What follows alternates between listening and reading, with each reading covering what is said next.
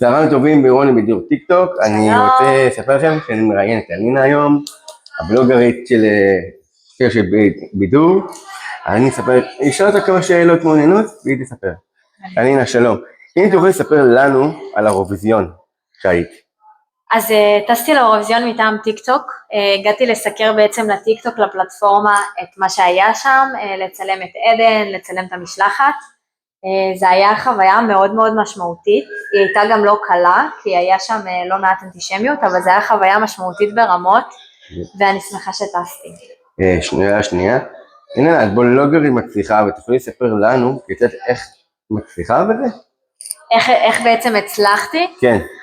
אני חושבת שהסוד המרכזי ללהצליח ברשתות החברתיות זה פשוט להתמיד. הרבה מאוד אנשים הם מתחילים לעלות דברים ואז אין להם כוח יותר או הם מוותרים, אז ההצלחה והסוד האמיתי זה פשוט להמשיך גם כשמרגישים שקשה.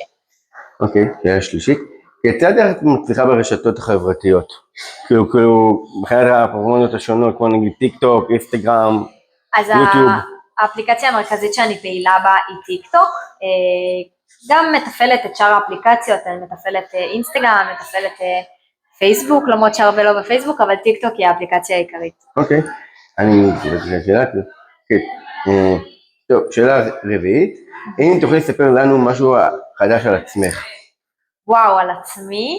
יואו, לא סיפרתי את זה לאף אחד, אבל אתם יודעים שיש לי ציפורניים, שאני עושה תמיד ציפורניים מאוד יפות, עכשיו יש לי ציפורניים של האירוויזיון, אז עכשיו אני עובדת על לעשות איזשהו עסק ממש מגניב שקשור לציפורניים. בעזרת השם בקרוב. שאלה האחרונה, לסיום, איזה בעל חיים את אוהבת? וואו, בעל חיים? כן, אחד או שתיים.